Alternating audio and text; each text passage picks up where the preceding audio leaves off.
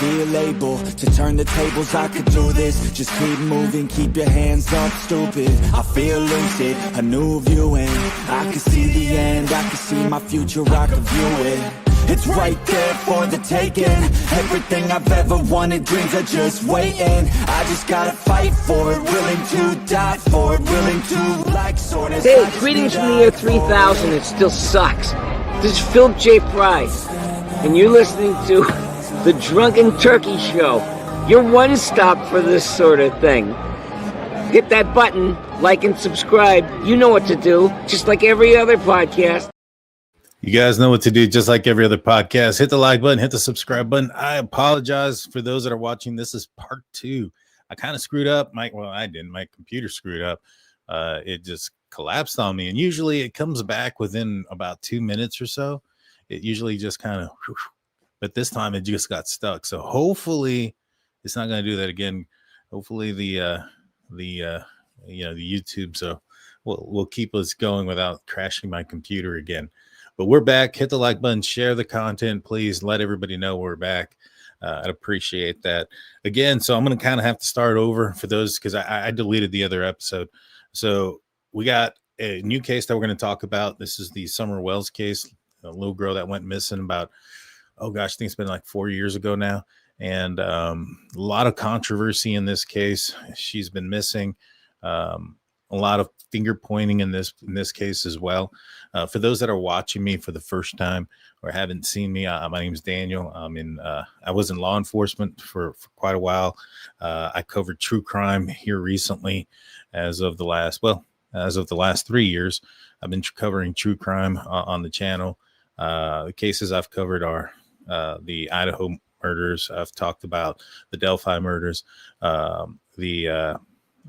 Here recently, we talked about, when it comes to missing persons, Jack and Lily Sullivan, and out of Nova Scotia, Canada, and now we're going to talk a little bit about the Summer Wells case. There's been some information that has been dropped out. Tomorrow, we're going to have Ryan and Jen from Ryan Finds Truth. He's been covering the Summer Wells case for some time now, and he's got some inside scoop on a lot of things. We're going to be able to pick his brain and her brain tomorrow for both of them. They've also gone on searches in the area for Summer Wells, so they've been boots on the ground, and so they've had a different type of perspective than I would say most people who haven't been out there to have seen it. So they're going to be on the show tomorrow, and so what we would do today is talk a little bit about what the information is that has been released by law enforcement or TBI in the Summer Wells case. And what does it mean? I think it's pretty big. I think it's big news. They probably get a lot of tips, right? TBI, but how many of those tips turn into a search for one? And how many of those searches also turn into some sort of response to the media? So for all those things to have occurred, I think it's a pretty big tip, in my opinion. And I think it's it's one that maybe perhaps, as they indicated, could get the ball rolling in one direction or another. And so for those that have been, interested in seeking justice and or answers in some situation, and probably in this case, probably both answers and justice, maybe perhaps we'll find some of that here pretty soon. So again, without further ado, hit the like button, subscribe. Let's get into it. And let's start off first with what has gone on. So TBI confirms that Summer Wells case is far from cold. So that's the first thing that, TBI, I don't know if that's a media statement that it's far from cold, or if it's TBI's statement saying, hey, you know what, this ain't cold yet. That must mean that they have some ideas. They have some theories, and probably backed with some sort of evidence, and maybe perhaps a big clue that has just recently dropped. So, and maybe perhaps this new lead has changed it. Maybe it was a little bit more colder than it has been as of recent, and then all of a sudden some lead comes in, makes it real hot again. Summer Wells was reported missing from her home in Beach Creek community of Hawkins County more than 4 years ago. The TBI, the Hawkins County Sheriff's Office, and the FBI continue to investigate what happened to Summer. On November 13th, investigators were in the 3500 block of Van Hill Road, about 9.5 miles of the Wells family home, following up on a lead on the case. The TBI asked if the agency could provide details about the tip. A spokesperson could not release any details, but said agents continue to follow up on leads as they come in, and the investigation remains active and ongoing. There is still an active Amber Alert for Summer, and no one has been arrested or charged in connection with her disappearance. Now, this case is probably this is an interesting case. I've covered, like I said, another disappearance case with a couple little kids, Jack and Lily Sullivan. My mind is, I don't want to say is like set, because I obviously wasn't there, so I don't know, 100%. But I think that there's some evidence that has ruled out certain things, and I think that my opinion in that case is probably a little bit more not set, but leaning towards one direction or another. This case, I don't even think I'll come up with an opinion after reading everything tonight. Probably not even after tomorrow. There's a lot of information in this case. There's a lot of time that has gone on in this case, and so what we're going to do is we're going to kind of go back to the beginning, kind of look at a refresher. That way, tomorrow when we have Ryan and Jen on, although we are going to get, a little bit of backstory and some theories and stuff like that, it won't be as much of, so who's what happened, when, where, and why, right? So we'll get some of those answers tonight, and maybe a little bit of my opinion on certain things, because there's some things that do stick out. Now, me and the guys, Jaime Blue, we actually covered this case one time.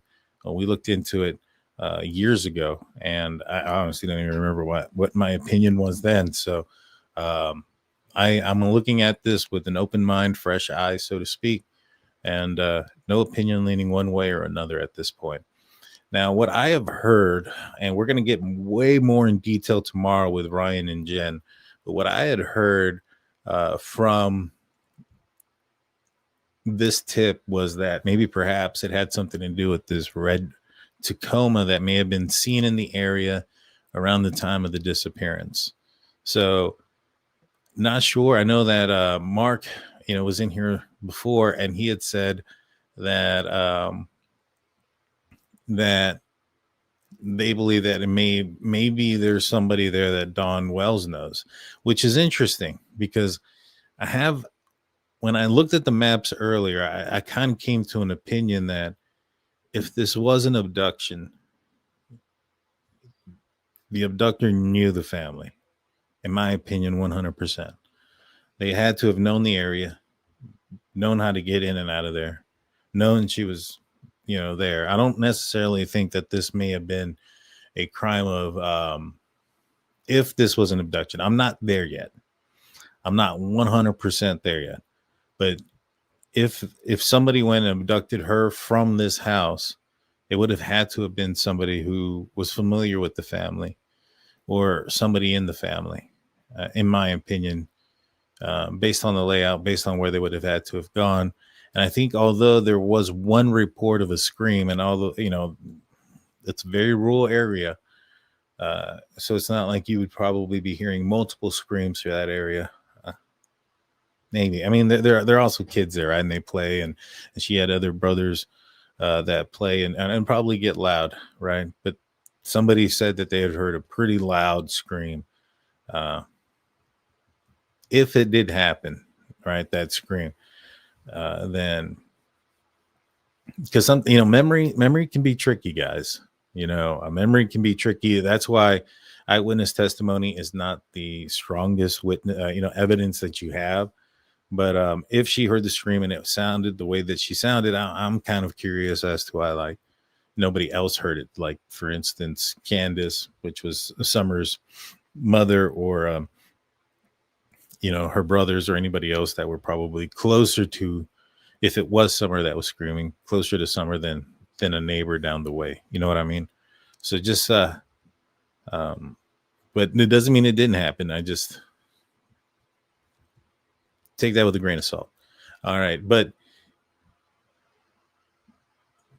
if this has to do with somebody that knows Dawn and also drives a red Tacoma and has been there in the past or is familiar with Dawn's address, that's somebody you definitely want to look into. But I don't know that for a fact. I don't know that's what the situation is. We're going to find out a lot more about that tomorrow. And so let's talk about this case. And so I'm going to go through this is the cold case explorations. Let me close some of these things down here. This is the summertime vanishing of Summer Wells, and a lot of great information here on this website. So I'm going to just read through it and give my opinion as we go through.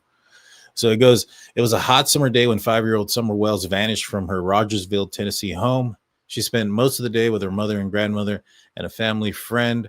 They had gone swimming to a swimming hole to try to find some relief from the relentless Tennessee summer heat. The day was a good one by most accounts, and the exhausted family returned to the Rogersville home in the late afternoon. It would only be a few hours later that Summer was reported missing to the police, having vanished from the property. Did Summer wander off into the dense woods surrounding the home, or did someone take her from the premises? Or was there an accident of some sort that was a cover-up? Now, the accident of some sort that was a cover-up, I mean, it kind of depends on what type of accident you're talking about, right?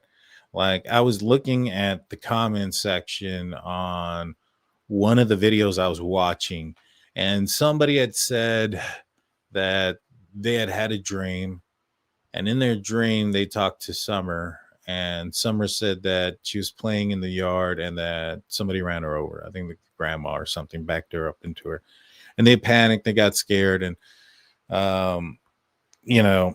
there was nothing nefarious, and this explains everything, right? This explains, I guess, because Candace passed the lie detector test, and this is why she passed it, for it not being a murder, her being involved, because it wasn't her, it was somebody else, and this big old story, right?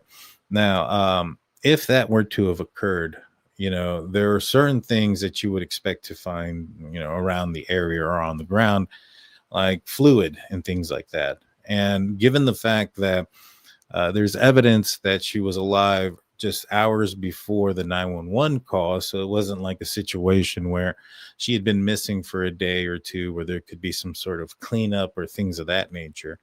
Law enforcement arrived hours after the proof of last life.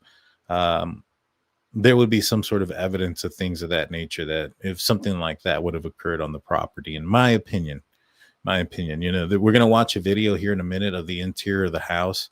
It's not cleaned up, guys. It's not like a place that I would expect somebody to be able to go through if something like extreme happened that caused bodily fluid, or if there was a death, an unintended death, and then bodily fluid outside of blood were to excrete from the body. I think that there would have been those possible evidence of those things there in the inside of the house. The house didn't look like it was cleaned up or things like that. So food for thought there. As I look through it. Now, one of the weird things that I noticed, and this is super weird, is that I was watching the interview rooms, a video of him walking through the house, and as they go downstairs, there's like a glance at the camera into Summer's bedroom, and there's literally adult content being played on her TV in her bedroom in the basement. That didn't sit right with me either. So just, a couple of things that I had noticed, that you'll see when we go through it. So let's continue this. Summer Moon Utah Wells was born on February 4th, 2016 to her parents, Donald Don Wells and Candace Bly. She has 3 older brothers who were 12, 9, and 7 at the time of the disappearance. And from what I understand is that these other children have been taken out of the house as well and are not given back. I think that they have been adopted, from what I understand. I could be wrong on that. I'm going to find out more tomorrow, but I think that's what happened is they lost complete rights to those other children. Summer loves Paw Patrol and jewelry, according to her mother, and playing outside with her older brothers. She also enjoys water sports like swimming and fishing. And this is a picture of Summer Wells. As you notice, she doesn't have any hair. I think that I think her hair was cut off because she had I think it was a lice situation that had occurred, if I remember correctly. She was described as fun and a bit of a tomboy, still loves attending church and looks up to professional women, hoping to be like them one day. Overall, Summer was just a normal 5-year-old. At the time of her disappearance, there was no indication she was planning on running off, nor there were any huge incident that day that might have caused her to try to run away from home. So what happened to her? So let's talk about the day of the disappearance. So according to Kansas, and this is from her interview with the Interview Room, she had taken her mother, also named Candace, who goes by Candy, to the hospital for some treatment around 8 a.m. She dropped off Candy off at the emergency room, then headed with Summer to visit some friends in Kingsport, Tennessee, so they wouldn't have to wait in their car while Candy was getting treatment. Later, Candy called Candace saying she was ready to be picked up. A 15-year-old boy, a family friend, asked to go with them. And after clearing it up with his mother, Candace took him and Summer along, and they went back to pick up Candy. Now, I know that there's been a lot of speculation with this 15-year-old boy at the time as well, and Candace. In fact, Chris McDonough asked Candace flat out, there's some rumors out there about y'all's relationship, what's going on there. And she says that, he's like a son to her. And, when Chris interviews the 15-year-old boy, they don't necessarily have the same story. Now, remember, memory isn't the best, right? Especially if you don't have like something to reference. For instance, like a phone. Like, it's easy to recall the events of a day if there's like a phone, like for instance, if you go to the mall and somebody calls you, say, hey, I was at the mall when I got there. It was, I texted so-and-so that I made it. I texted my wife, my husband, my spouse, my kids, whatever. Boom, you can pick up your phone and you can say, all right, I was there at this time. But if you're not looking at your phone and documenting those type of things, memory can be kind of tricky. You add pressure, you have anxiety of a 15-year-old boy, young person who's looking at a detective and also somebody who's on, TV, understanding that the interview is probably going to be seen by a lot. I can understand if he's a little bit inaccurate on some of the things that he says. Now, I don't know who's 100% accurate. I would assume that law enforcement would have their phones. I don't know the answer to that question. I tried to look it up and I haven't been able to find that answer. If you guys know, put it in the comment section. I would love to see that, but or to get that cleared up. But I'm assuming they handed over their phones, or at least there was a warrant for that. And if there was a warrant for that, then law enforcement should have an idea of her day and her movements that day. And so, the witness testimony stuff to us that are looking at it with that being the only information we have, it might be suspicious, but to law enforcement who are covering the case, they may have a better understanding because they have also other pieces of information that either corroborates or clears up any either misunderstanding or or mistakes that were made, or just faulty memory, or anything that was accurate. I mean, he could have been batting 100 and was 100% accurate. I don't think anybody in any situation would ever be 100% accurate with their memory, but it could be. All right, let's continue. So later, Candy called Candace saying that she was ready to be picked up. So I'm assuming, she called her, so she must have had her phone on her. A 15-year-old boy and the family friend asked to go with them. After clearing it up with his mother, Candace took him and Summer along, and they went to pick up Candy. They needed to fill a prescription for Candy, through which was required them to drive across town. The group stopped at the shop for some alcoholic iced teas that Candy wanted, and then at the hippie house, another smoke shop for some nicotine vapes. They then went through the drive-through for Walgreens pharmacy and were told the prescription would take no more than 30 minutes to fill. I don't know. I don't know the answer to this, but that sounds weird.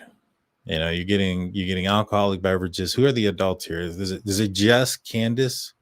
Is Candace the only adult here in this vehicle with the 15-year-old buying these drinks and nicotine vapes? Know what I mean? It's a little weird. I wouldn't. I'm not gonna say it's not. It sounds almost. It's almost like grooming behavior, to be honest with you. But I don't want to throw that out there because I mean, I'm very fresh to this. I'm very new to it. I don't know much about the case. I don't want to say something like that, but it seems weird. You know, that she's buying drinks. It's one thing for her to say, "Yeah, I went to go pick him up," and he went to go hang out with my kids, and we had a day with the family. But now you're mixing in alcoholic beverages with your hanging out with a young kid. Just seems weird. Seems weird. They then went through the drive-through for the Walgreens and were told the prescription would take no more than 30 minutes to fill.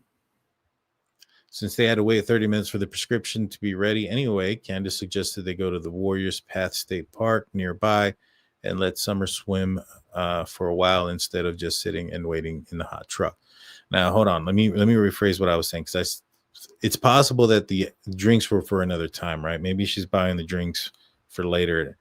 Not necessarily. I was assuming they went swimming and she was buying it so that she can go hang out and swim and drink. And I was like, that's weird.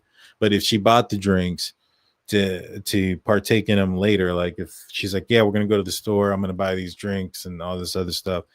And this is for me later, you know, tonight when, you know, Dawn gets home and we're going to hang out on the couch or whatever. Right. Then that's a completely different story than what I just said. So that's kind of one of the reasons why I didn't want to also say that like straight out, like, oh, this is grooming. I have no idea about that part yet. Seems weird at first, but maybe there's an explanation like, yeah, you know, that was the only time I was going to go to the store, so I wanted to get my groceries done for later. But if she was consuming them, you know, while they were at the park, that's weird. If she didn't consume them, then it could be nothing, right? So kind of there, right? That's kind of where I'm at. So just in the middle still. So they go to the park. They go to the Warriors Path State Park. Candace, her mother, the family friend, and Summer then all head to Warriors Path State Park. The state park is sizable and has many amenities. Activities include camping, swimming, hiking, fishing, and etc. Summer swam for a while, and Summer's grandmother picked up some flowers near the riverbank. Candace even made a TikTok video of Summer swimming and splashing in waist-deep water. And you guys let me know in the comment section, was she drinking with him there? Hey, what's going on? I should do a Dolly. I'm down. I've seen him. I would. Yeah, he seems pretty cool. Let's see. There's some reports that Summer slipped under the water while swimming at the state park and had to be rescued by a family friend, the 15-year-old boy. However, Candace denies this claim that Summer was even in trouble in the water. Who reported this is my question. There's some reports. Is the report from the 15-year-old boy? Did he say that? Or was this just like somebody somewhere said that? I'm going to open that in a new tab and see what that says. Because, I mean, that there's a difference, right? Like if somebody from that, you know, if the 15-year-old boy said that, that would be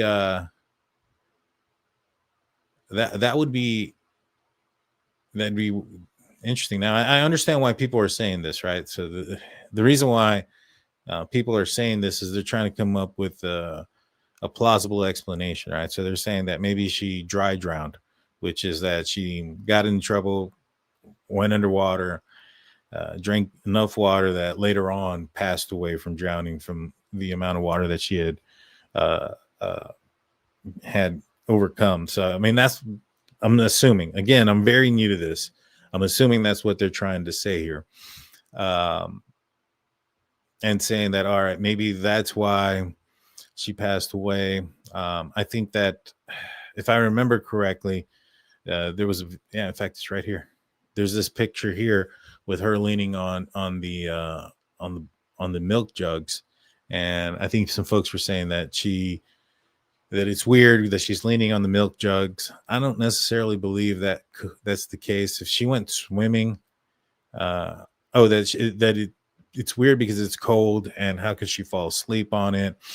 Some people were thinking maybe she had already, maybe she did drown, and this is not her alive. I know the picture is small, but kind of just looking at it, I can kind of see some facial expression on the right side. Like, kind of see her face does, like, when you have like a dead body and it's leaning over like that, it's going to be way more droopy. There's no muscles holding or anything like that. So I don't think that's the case at all.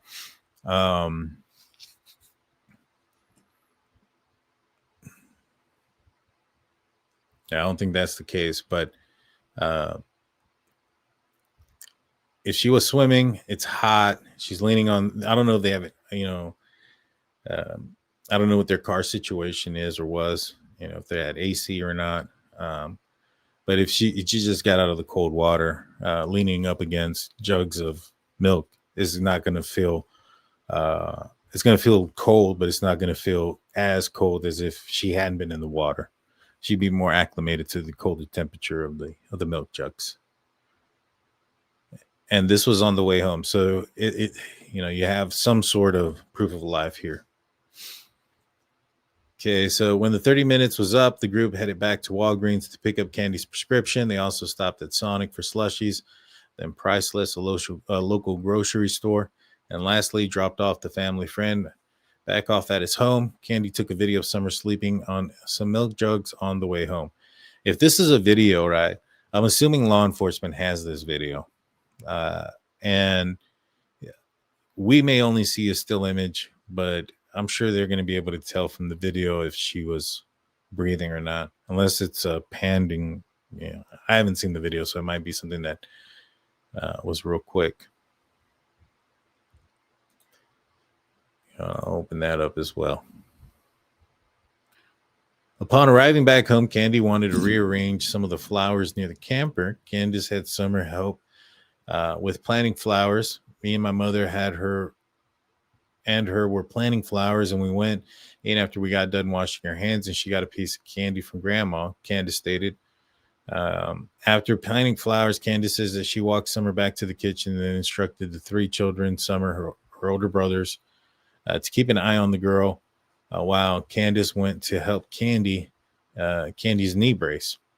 It seems that the three brothers had been left home alone that morning. Don had supposedly been at work. Now, I wonder if, apparently he had his phone on him. It wouldn't be hard to figure out, because I am assuming that that he got a phone call, right? And it sounds like he arrived before law enforcement arrived. However, but if he has his phone on him, it shouldn't be very difficult. Now, I don't know if he's turned over his phone or not, but it shouldn't be very difficult, even if he hasn't, to get his call advance time records to figure out where he was at during the day to see if he was at work. So it might be a situation where he may have been supposedly at work, to the knowledge of the public, but law enforcement probably have a better idea if he was or not. Probably more of a solidified idea. We don't know, but I'm sure law enforcement does. Summer, though, instead of staying with her brothers and watching TV, went down to the basement to play with some toys. It is from there that she vanishes. Candy stated, I yelled downstairs for a couple of times and I didn't get no answer, which was unusual because she usually always answers me. And so I went down there to check and she was nowhere in sight. Candace estimated that she was only been gone for about 2 to 5 minutes when fixing Candy's brace. So that's a fairly quick vanishing, disappearance. I can understand why a lot of people think that it's improbable. Now,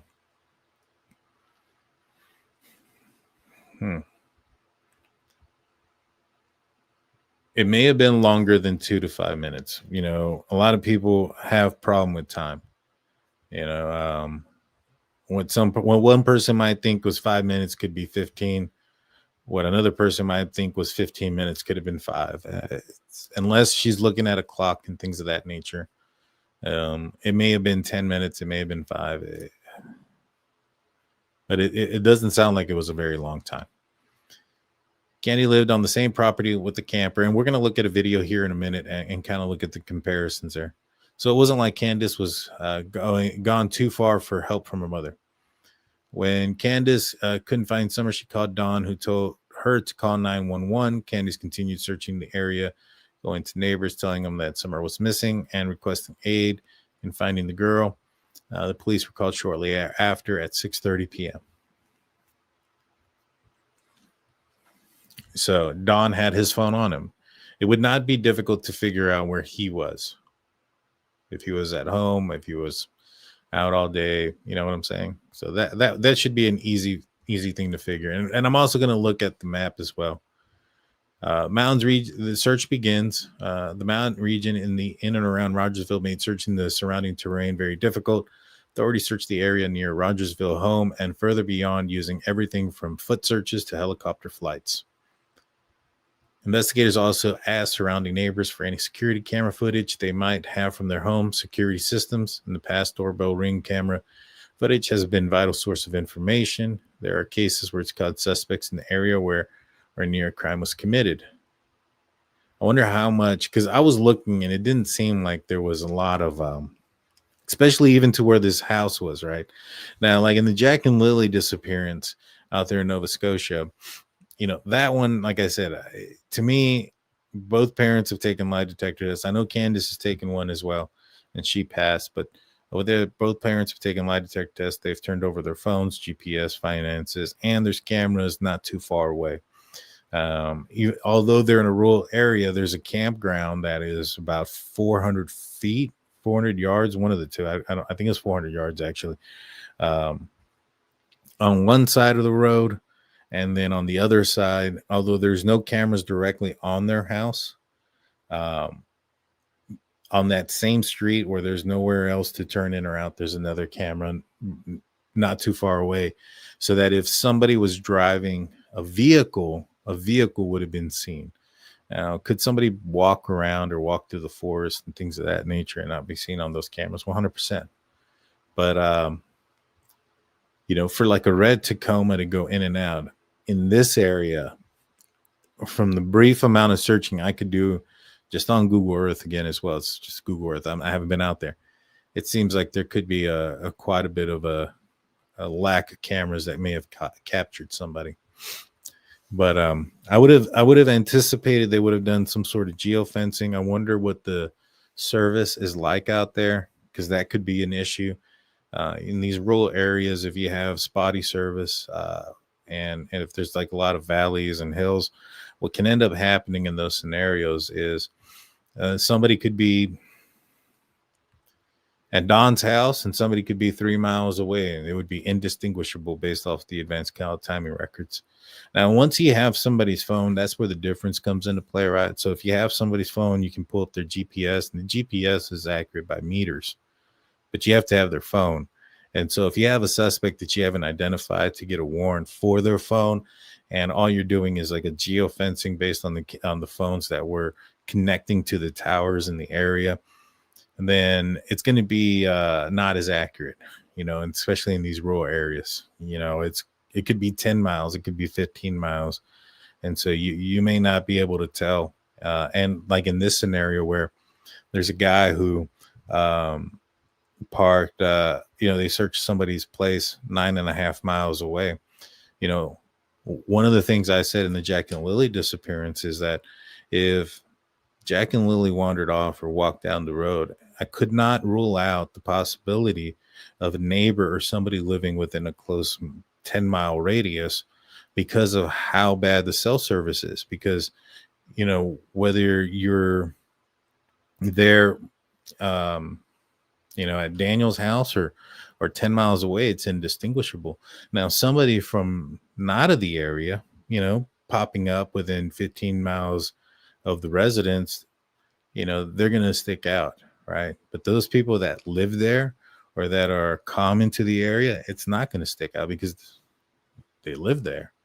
So somebody that may live within a 10-mile radius may not be something that sticks out on a geofencing type of situation is what I'm trying to say. I hope that makes sense. I hope you guys understand that. Let's see. In addition to the Tennessee Bureau of Investigation, TBI, authorities from the surrounding states joined the search for Summer. The searchers were encouraged to look through sheds, crawl spaces, and potential areas where young children might hide. While every case is different, this one is definitely outside the norm. TBI spokesperson Leslie Earhart said in a TV interview, she also stated that this case is like this is usually have a solid direction within a few days, but in this case, they aren't sure what exactly happened. That's concerning, right? In this situation, despite doing everything within our power and exploring all avenues, the circumstances leading to Summer's disappearance remain unclear. Despite all efforts on foot, from air, and checking in home security systems, no trace of Summer was found. It was almost like if the girl had just vanished in the thin air. And that's also the other thing, right? A lot of people like to say that in the Jack and Lily Sullivan disappearance, there's no trace, and that's not true. There's a cluster of boot prints down the road, and on the path between Daniel's house and those cluster of boot prints is a blanket that belonged to the kids. In this scenario, it really does seem like there isn't anything. And how quickly or how long that Candace says that she was that Summer Wells was unattended, that's it's a little bit different, right? Because in Jack and Lily's disappearance, they may have been gone for over an hour before 911 was called. In this scenario, that may not be the case. They may have been over an hour before they weren't even aware that they were missing. In this case, that may not be the case. The Amber Alert was issued in the morning of June 16, 2021, on the day of Summer's disappearance, and it was upgraded to Endangered Child Alert, and it was issued on June 15th. During the investigation and search, Summer's brothers were questioned, although it's not clear what sort of information they provided. A scream was heard. A neighbor reportedly heard a scream shortly before Summer was reported missing. The neighbor was in the nearby cabin with two children, 19 and 14, when they all heard what they called a shrill, almost animalistic scream. So this is not just one person. There was two other persons, her children, that also heard the scream. I thought it was just one. Now that makes things different, right? Because if it was just one person, witness testimony, blah, blah, multiple people hearing the same incident makes it a little bit more of an accurate statement. Investigators from the Hawkins County Sheriff's Office, TBI, and FBI interviewed the neighbor and the children regarding the scream. Later public interviews, though, Sheriff Lawson reiterated that there was still no evidence of an abduction regarding the Summer's disappearance. Squatter camping nearby. There were some reports of someone trying to camp nearby in the woods near one of the neighbors' properties. According to Candace, during an interview, police told they checked out that man and cleared him. A red truck. Investigators at TBI announced that they were on the lookout for a red or maroon Toyota Tacoma. It was reported that the truck was matching the description was seen in the area of Beach Creek Road on the evening or early morning of either June 14th or the 15th. The agency suggested that they wanted to speak to the driver of this truck as not as a suspect, but as a potential witness. Whether this request for information would lead to any additional leads is unclear. Well, that's kind of like what people are thinking, right? Now, let's look at this map real fast. So this is Summer's home. Let me make this actually bigger real quick. So you have Summer's home. And to get into her residence, you have to, this is the main road, and then pull in here, pass by several residents to then come in around here through the back. Now, can somebody drive all the way up in here? maybe, and not be seen. I mean, it's possible. I'll show you guys what it looks like from the ground view. Very dense woods. A little too far.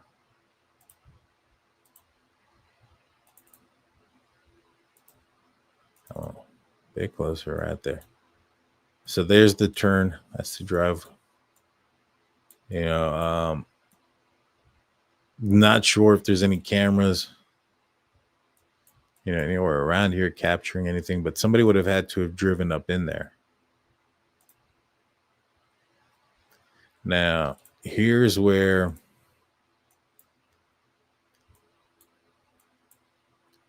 this said 25. I think they said 3,500, right? So it's actually a little bit further down. Was it 3,500 or the 2,500 block? See, this says 2,500 block, Van Hill Road. All right. Making sure. And so you have, appears to be a little subdivision here. Couldn't tell you if any of these vehicles are red Tacomas.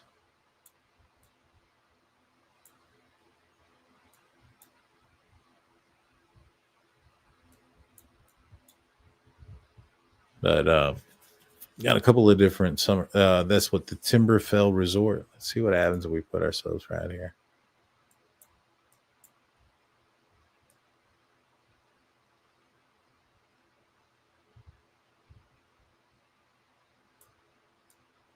Looks like a trailer park. Now, I don't know if this is the exact area. It could have been further down.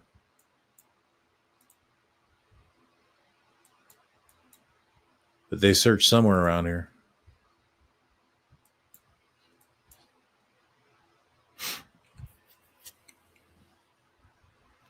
It's the 3,500 block. Let's see. That's what I read somewhere else. Let's see where the 3,500 block is. It's further up here. All right. Let's see what's here. There's a red truck right there. That's weird.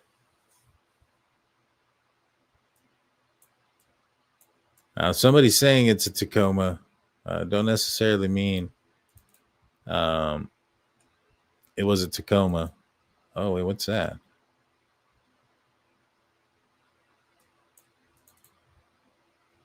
When was this? This was February 2024. Interesting.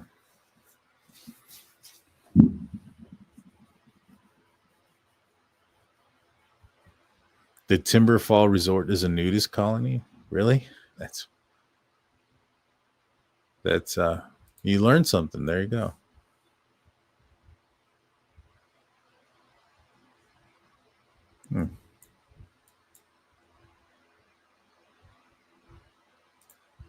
Now, theories about what happened. Let's break that down. That Summer wandered off. Now, this one, I know a lot of people are going to look at me like, Daniel, you think Jack and Lily wandered off. I'm not necessarily certain. I think Summer Wells wandered off. Two different cases, two different circumstances, two different investigations. I know there's a lot of similarities, but just because there are some things that are similar, like a forest, lie detector test, parents, whatever, doesn't mean that the situations are the same, right? This one, I don't say that it's not impossible, but it seems unlikely-ish. And the reason I say that is because it sounds like they were well aware of her, that she was missing fairly quickly. Let's see. Let's continue. Don did something to Summer. So he has third-degree felonies for theft, burglary, and forgery, second-degree felony for theft by receiving stolen property, and a misdemeanor for revocation or suspension. I believe he's also been accused for assault So Candace Wells on October 2020. He drinks and throws things. Oh man, I should can read that better. He's abusive. I mean, you know, this even Candace had accused him of being inappropriate. Don has also been accused of inappropriate contact by his younger stepsister, Jeannie Wells. At the time of the alleged abuse, Jeannie was 5 and Don was 12. In a recorded call, Don blamed Jeannie for the initiating the sexual contact. It's not good. Not good at all. I don't look good at all. Could Don have done something? Well, could she have run off? Maybe not wandered off. Maybe she was scared of him. You know, that seems maybe more likely than wandering off. Was the cutting the hair? I heard there was the excuse of the lice, but was that a punishment thing? Because if that was like a punishment thing, that's pretty effed up. You know?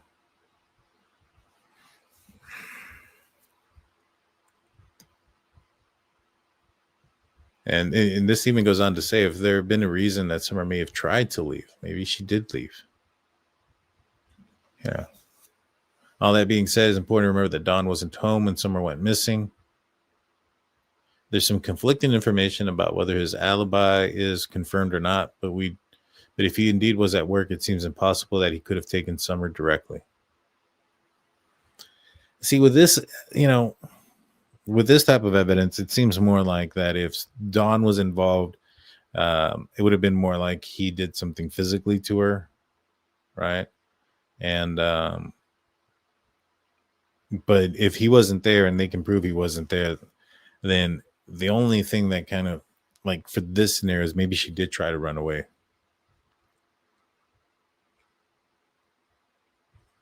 Candace did something. Like Don, Candace also has a criminal history. She pled guilty to disorderly conduct and domestic abuse in Wisconsin back in 2003. Candace also had children from a previous relationship that were allegedly taken from her due to abuse. Candace's first daughter, also named Candace, posted on Facebook after the disappearance of her half-sister Summer, trying to clear up some questions surrounding the case. Candace, it says here, I was adopted at 6 months, put back into foster care around that same age of 12, along with my brothers, same as my bio father. Her brother that has the same as her bio father. I was told my bio mom was a meth head and abused us as babies. I wonder who told her that, you know? But they took them away. Where there's smoke, there's fire. And it seems like there's a lot of smoke here. She has a record. Not sure if she has one where she is now in Tennessee, but she has one or a few in Wisconsin for sure. Never met any of my siblings beside my bio. I know as much as you guys. I'm sorry I can't be as much help. This is her side of why. This is her side of why my brother and I got taken, and her records in Wisconsin. I couldn't locate any documents or news articles that relate to these specific allegations, but it does seem that Candace had her first two children from a previous marriage taken from her when they were young. See, that's kind of like what I'm saying. Like, who told her this story, right? Like, could it be 100% accurate? Very much so. Could it have been like, you know, somebody maybe stretching something? Possible. I have no idea. But very interesting.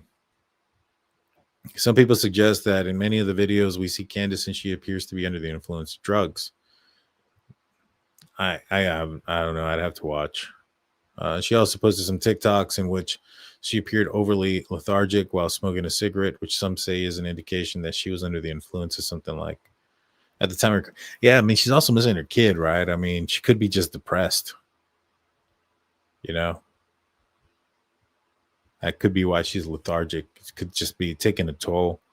Like everything could be just taking a toll. It's possible that while Candace was distracted with either the other children or mother or perhaps a substance, Something happened to Summer. However, I'm not convinced that Candace would have purposely harmed Summer, as some of others have suggested. She also passed the lie detector test, too. So, I mean, to me, what kind of sticks out is that this could be a lot of things. Could be a lot of things, guys. Someone abducted Summer. Obviously, the scenario for this case, someone snuck onto the Wells property and took Summer. Investigators didn't find any credible evidence pointing to the abduction theory. No footprints, tire tracks, or other clues left behind. Well, I mean, no, but you also just searched an area 10 miles away. Looking at a red Tacoma, if there was an abduction, is it likely that it was like the only scenario that makes sense to me of the abduction is somebody knew the family and just, pulled up for another reason, saw Summer, and something changed. And instead of being there for whatever reason this person was there for, it changed and they took her. That's the only thing, like, as far as abduction goes. Now, some people have looked at certain scenarios as maybe they sold her to somebody. I don't know. I'm not there yet. I have to look at more evidence to say that that's a possibility. But that's different than abduction. An abduction, because this would have to be like a crime of opportunity. Definitely a crime of opportunity. And that opportunity has to be like somebody had to have turned down there and to pull up there for a reason, But the abduction, I don't know. Wells also had a number of dogs on the property that would have started barking if somebody came up the driveway. Most likely, I would assume even if it's somebody they know, right? Like when I get home, my dogs go crazy. They start barking for me. So, when anybody gets here, somebody they know, somebody they don't know. Now, everybody's dogs are different. That's anecdotal. So, take that for, with a grain of salt. But I would assume that one dog would have started barking. It sounds like they had a few. Both Don and Candace seem to think that someone had to have taken Summer. I feel in my heart that somebody has come up here and took her, has lured her away from here. Well, how would they lure her? They would have had to have had contact with her to have lured her away, right? Like groomed her, talked her into leaving, things like that. But how would they have known that, at that moment to be there at the same time that Candace was going to be helping out her mother with the knee brace, right? That doesn't make sense now. Somebody wanting to stop by to say hello to Dawn or Candace or whatever the case may be, pulls up and, they see her, and that's probably the only thing that makes sense. That, or maybe perhaps a different person out there than the squatter that they found. If there was another person that was hanging out in the woods around that time that was just kind of living off the land or whatever, and saw her and saw an opportunity and took her from there, that's plausible. A very small amount plausibility, in my opinion, like less than 5% chance. But it's there, given the fact that they searched a place 9.5 miles away. Makes me wonder about somebody pulling up that knew the family. And that's what I'm wondering. And I'm wondering if that screeching yell that the family and everybody said that they heard, the neighbors, if that was actually a yell or a tires peeling out, getting out of the area. Yeah, might sound similar if you're like hearing it from inside. You know what I'm saying? In July of 2021, Summer brothers were placed into state custody. And the reason for this was not released and are not public record. Don explained the situation, saying, right now it's not safe at my house. Talked about all the people coming in and out of Rogersville home, presumably law enforcement and other searchers looking for Summer. He also alleged that some of the self-proclaimed psychics were poking around the property ostensibly to look for Summer. He gets arrested for DWI. In 2022, TBI searches Beach Creek area again.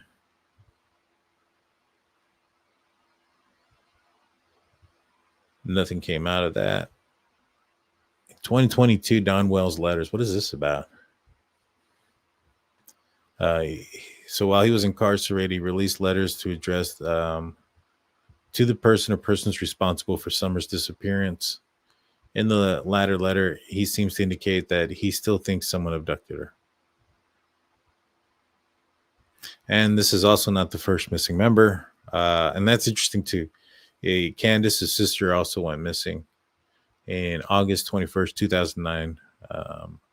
Her case also remains unsolved.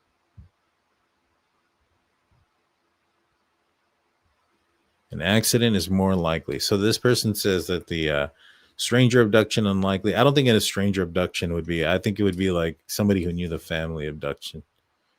An accident is more likely. Let's see. Summer wandering off is another one. The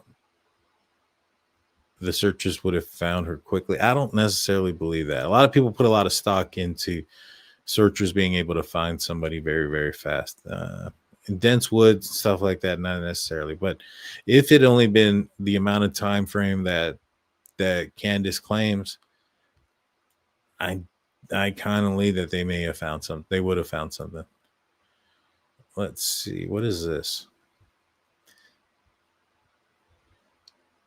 Oh, this is the Tennessee mother denies that she went under the water. This is when they went swimming. Okay. I thought maybe there was a video of her, the TikTok. And does this have a video? This is the image of Summer leaning on the milk jugs. It talked about it being a screenshot of the video. I was wondering if it had the video. It don't seem like it does. Let's watch these two videos. So this is the inside of her home. Okay, so she comes up, jumps up, and goes right in. Yep. Okay, how many cats? You know what? You should have like a zoo license.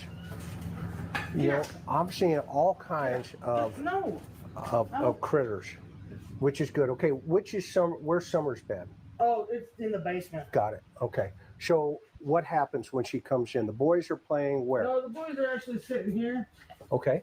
And they're actually sitting right here at the table watching TV. Okay, so they're at the table watching TV. Okay. We're all locked in. Nobody could get in. Nobody could get out. Okay. Kind of thing. Now, who's this on up here?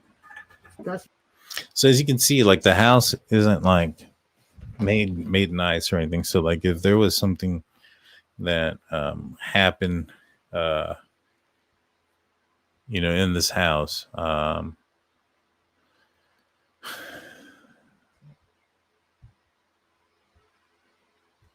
like if she fell down the stairs, right? Let's just say she fell down the stairs. I think there would be some sort of evidence of that.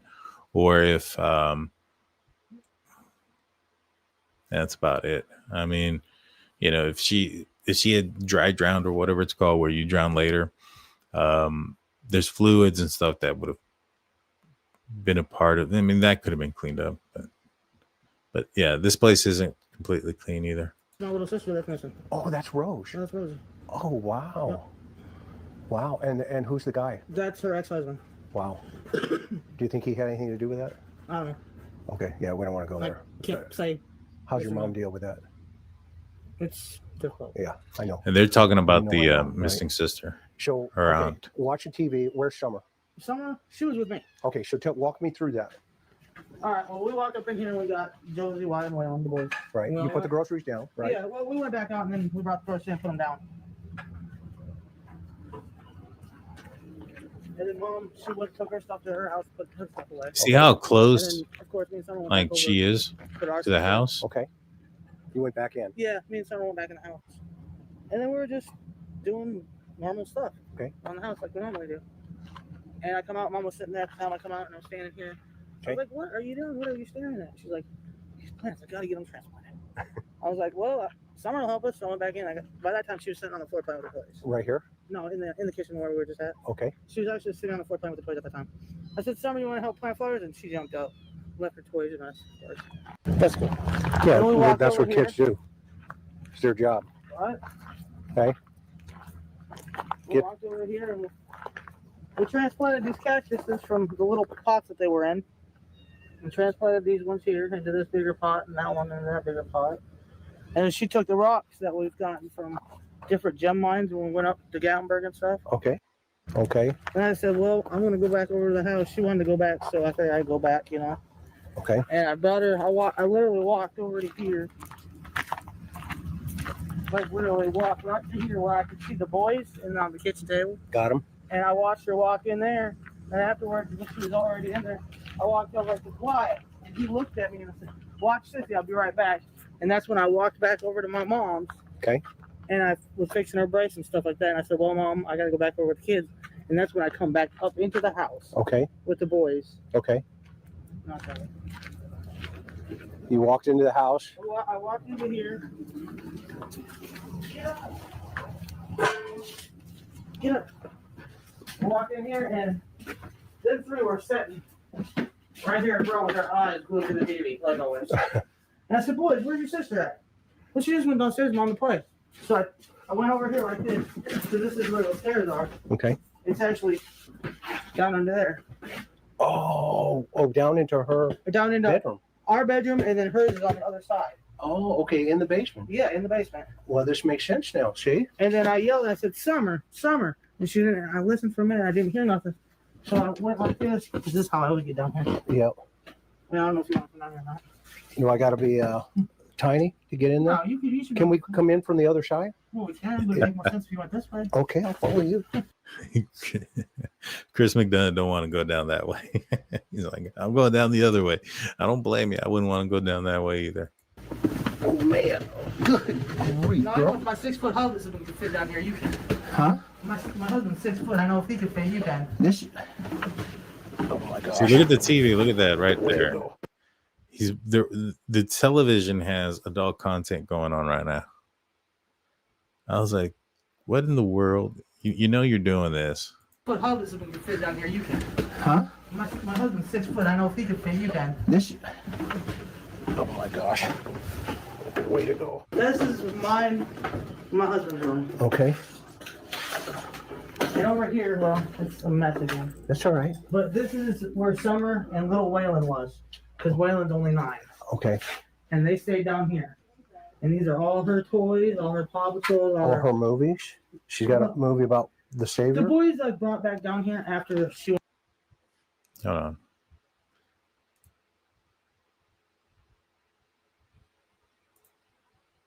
And these are all her toys, all her Paw Patrols, All her movies. She's got a movie about the Savior. The boys I brought back down here after.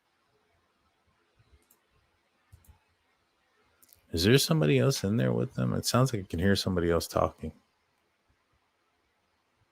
Because Waylon's only 9. Okay. And they stayed down here. And these are all. Could have swore I heard somebody say, go to bed. Just right now. Like, sound like. I'm going to turn it up real loud. Hopefully I don't blow anybody's ears out.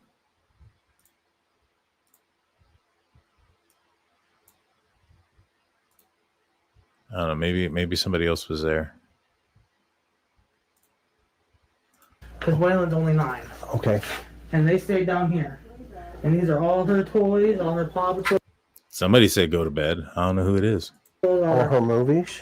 She's got a movie about the Savior. The boys I brought back down here after she went missing because I didn't want them upstairs by themselves anymore. Okay. And this is all her toys. These are all her toys. Maybe it's what's on the TV over there. All these toys that are down here are dang near all hers, except for like the trucks and the Teenage Mutant Ninja Turtles in the game system. That's the boys'. Okay.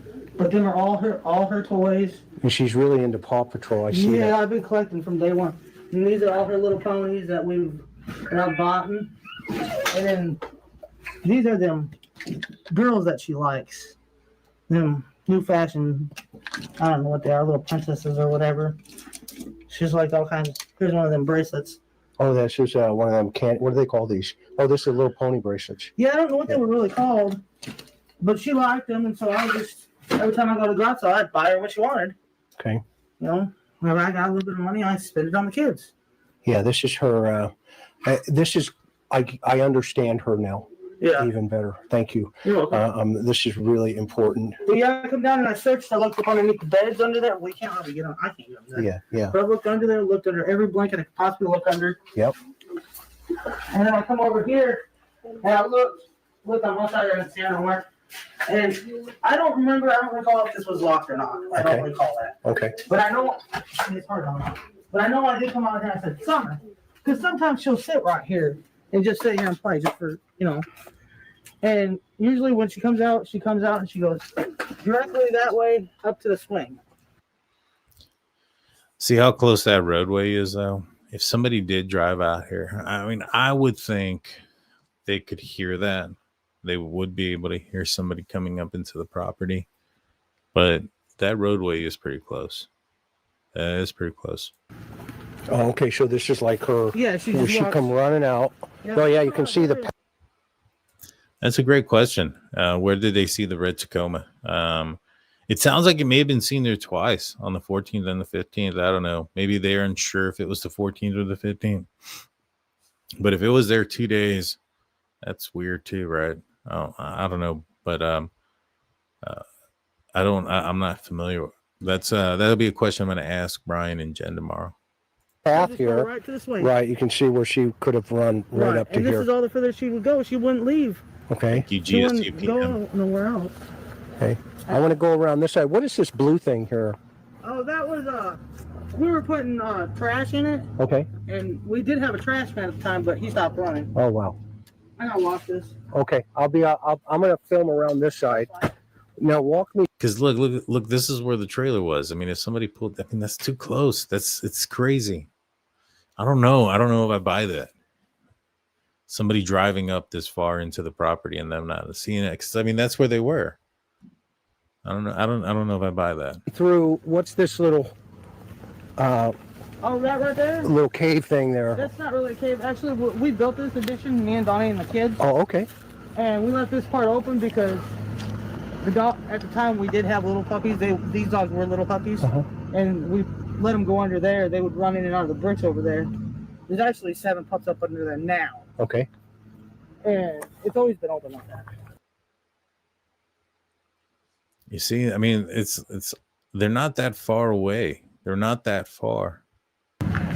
Well, you can see after you've been here, you can see how mellow the dogs are. Yeah. Yeah, I know, right? That's what they do.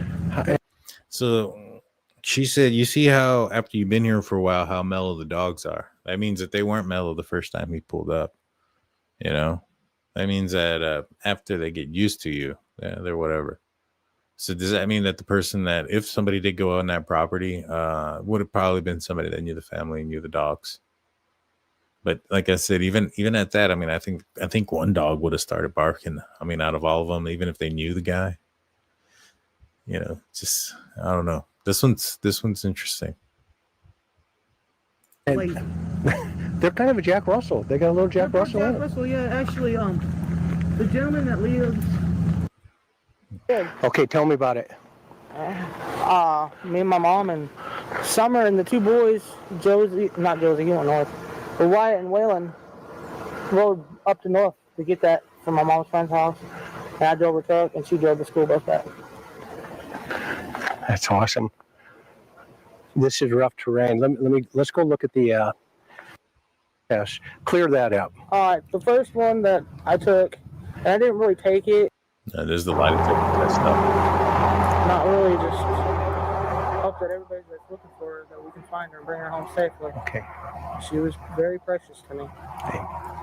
And the authorities are working hard on this. Yes, from what I understand, yes. Okay.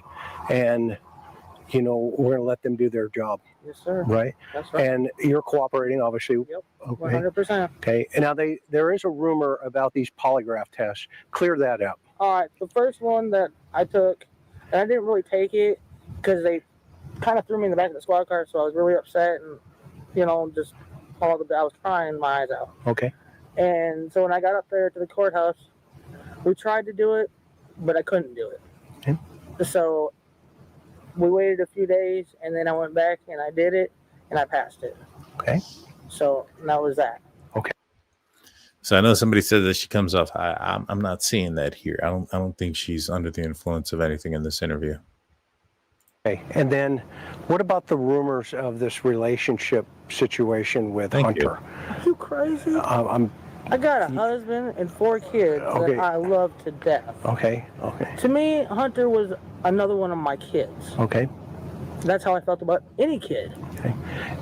Now, when I was on the phone with you yesterday briefly, Yes. you said he got the story out of order. Yeah. Okay. But it sounded like he was kind of telling the truth there. He was kind of telling the truth, but the way he was telling where we went and how we did it was all twisted up. What's different that you want to clear up? Well, because when we left from the emergency room, we went. Yeah, we already went through all that. And like I said, I strongly suspect that if that law enforcement, she's saying she's being fully cooperative. She's taking a lie detector test. I'm assuming she's also handled her phone. It would. This one's kind of weird. But I see a lot of red flags here.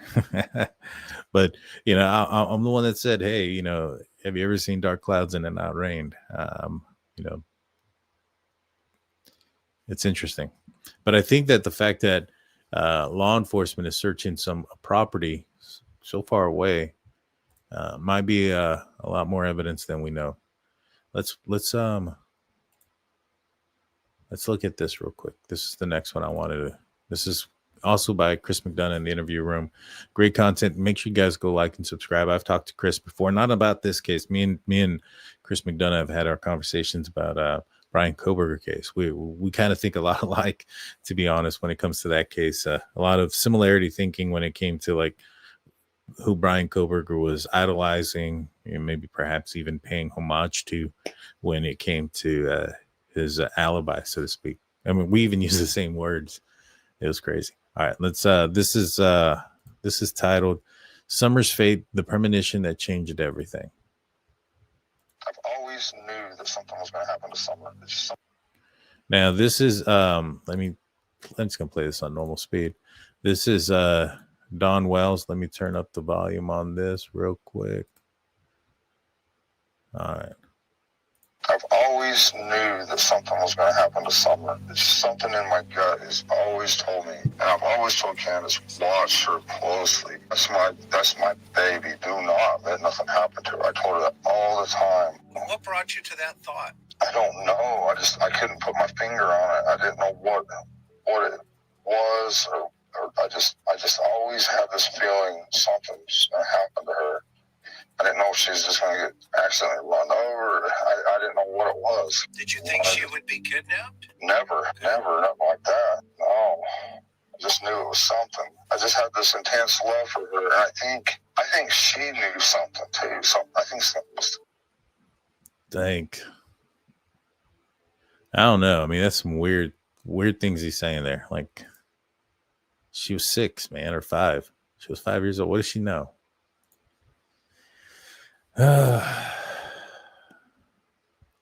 Seems kind of weird. All this seems weird.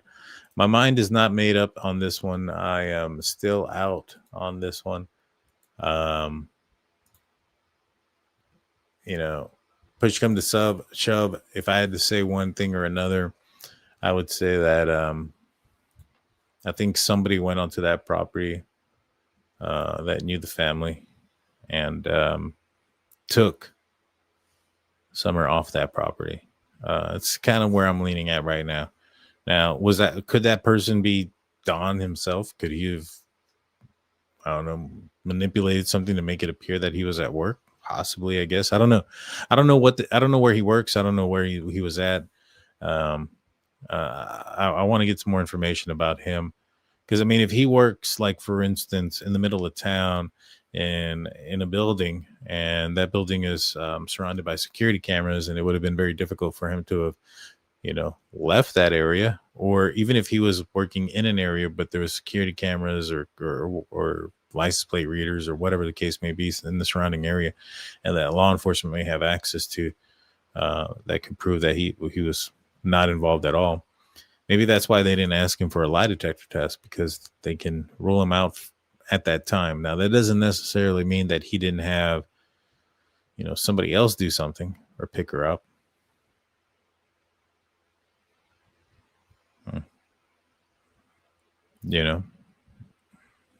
That doesn't necessarily rule that out.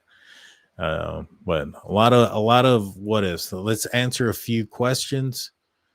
Put a couple of stars so that I know you're talking to me and not to each other. I'd appreciate that.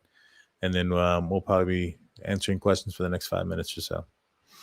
Let's see. Let's go in, Mountain Mama. She says she was from the area. It's very dense, and everybody that was coming in and out says that I just want to cry how I see how those kids lived. Yeah, it's disturbing. It's hard to tell what's going on in these people's stories. I agree. I say that, yes, it is very difficult to determine what they're trying to say. Especially Dawn. Yeah, the interviews that I've heard just comes off real weird. A lot of red flags. Let's see.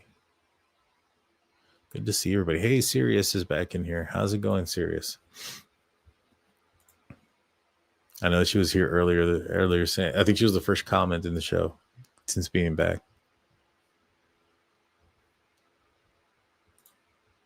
They sure not being forthcoming now. Have they stopped being cooperative? And I know this was a while ago. I don't know the answer to that. Have they been uncooperative? I can understand Don. He's been arrested and things of that nature. Not for anything related to Summer Wells, but there's been some other accusations. But have they become uncooperative? That would be a bigger red flag to me. Let's see.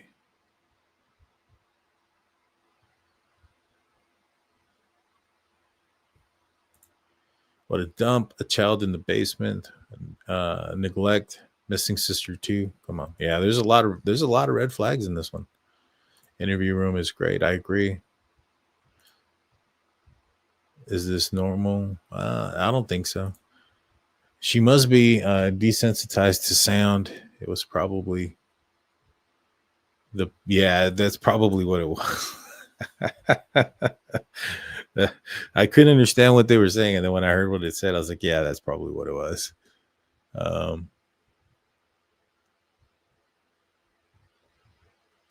Dad slept and hung out in the basement by a little girl while watching adult content, like on replay, apparently.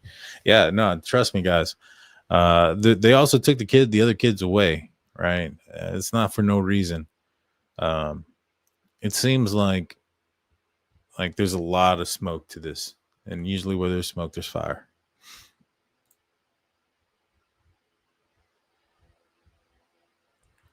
Let's see. Yes, Axman comes in saying, or Mark says, "Do you have any information about Summer Wells? Please contact TBI at 1-800-TBI find." Thank you. Did they ever check the planting pots, take the dirt out and stuff? That's a good question. I'm not sure. I don't think so. An adult or child scream? Good question. Deb says, I don't think Don or Candace did this. There are a lot of shady characters around. Like that kind of might see a little girl and have bad thoughts. It's possible. I mean, Candace did pass a lie detector test. Like I said, I'm very undecided right now on this. Don't know where I stand one way or another. It's one day in, so tomorrow I might have a better understanding, and then so on and so on. It might take me a few days to try to piece this one a little bit. Adult scream or child scream? That's a good question. Did all the kids belong to both parents? I think the ones that they took away did. But I believe that I'm not sure if Dawn does. I know Candace had kids from before. I think Dawn did too. Yes, we have a special guest tomorrow night. Please join us. It's going to be covering this case. That's why we talked about it tonight.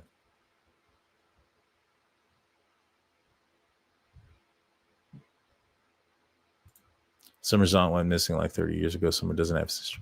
If I said something different, that's what I meant. I meant Candace's sister went missing. If I said Summers, I meant Candace. Left in a hot car, possibly. Ooh, let's think about that. Could it have been a situation where they get home and they're doing all this other stuff and all this is just bogus, right? And maybe she left in the hot car and she passed away.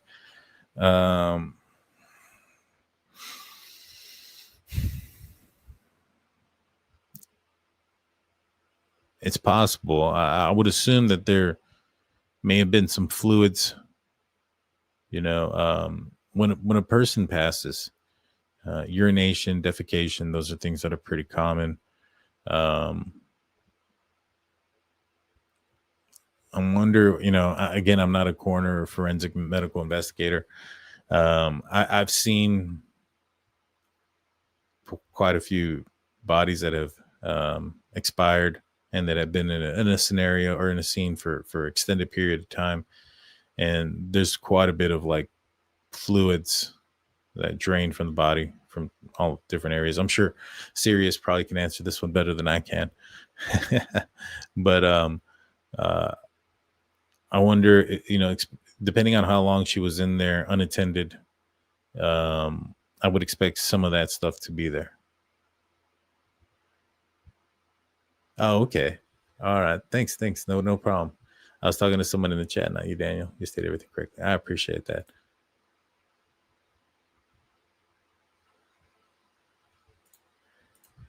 Did Candace say strangers are in and around the lot, buying and selling and trading? There was some weird stuff, right? Because that wasn't the only, I don't know where the other video was, because that wasn't the only video that I had. I had another one that Don was talking about a shed and how people are going in and out of the sheds and stuff like that. I don't know what happened to that video. I had it. I don't know why. It's just unfortunate. I don't know where it went. But I'll see if I can find it for the next time. But yeah, and in that conversation that he had with Chris McDonough, he kind of sounded like there was some stuff that was going around, like people buying and selling stuff.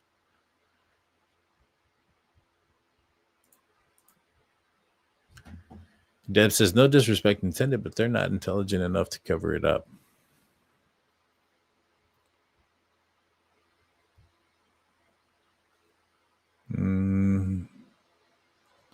I don't know them to say one way or another. Most people aren't, I would assume that, especially if you've got a situation where maybe if you can get them to turn on each other, it shouldn't be too hard to get some information.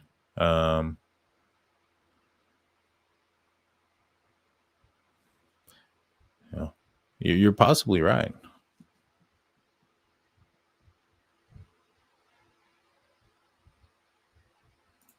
Adult content in the room she was in, that's just, I mean, why do you have that on, at all, period, for one thing? But like, you have an investigator going in there to tour the house, and before he gets there, like, hey, I'm gonna get my jollies off real quick before the detective comes. It just doesn't make any sense. But again, are they intelligent enough to get away with something like that? That's why I'm kind of leaning towards,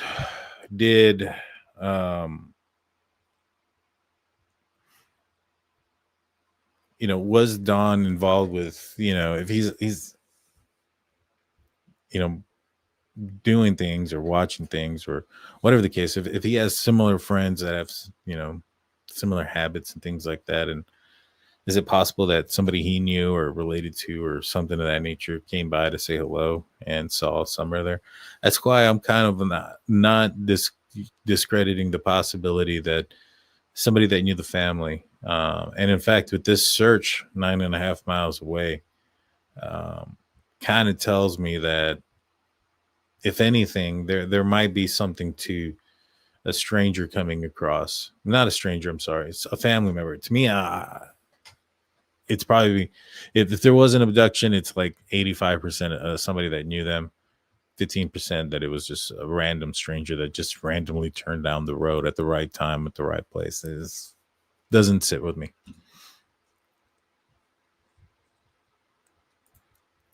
Let's see.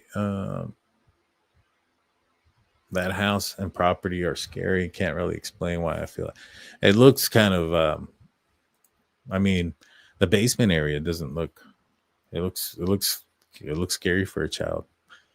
That boy H also said something about a guy on the prop touching children. That was weird. Before she was missing, supposedly he had heard this. Oh, wow. Interesting. Well, all righty, guys. Well, tomorrow night, I'm going to be back on. I'm going to have Ryan and Jen from Ryan Finds Truth. He's going to be on tomorrow. We're going to talk about a lot about this tip and the information he knows and what this could mean. Who's out there? I think he has some information on who might actually the search might be involving.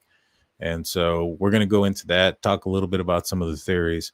You don't want to miss it. Hit the like button, hit the subscribe button, ring the notification bell. You guys have a great night. Thank you guys for tuning back in. I know we had some technical difficulties earlier in the show, but you guys rock for coming back. I appreciate you guys. I'll be back on tomorrow night. Until next time, we'll see y'all later. Peace out.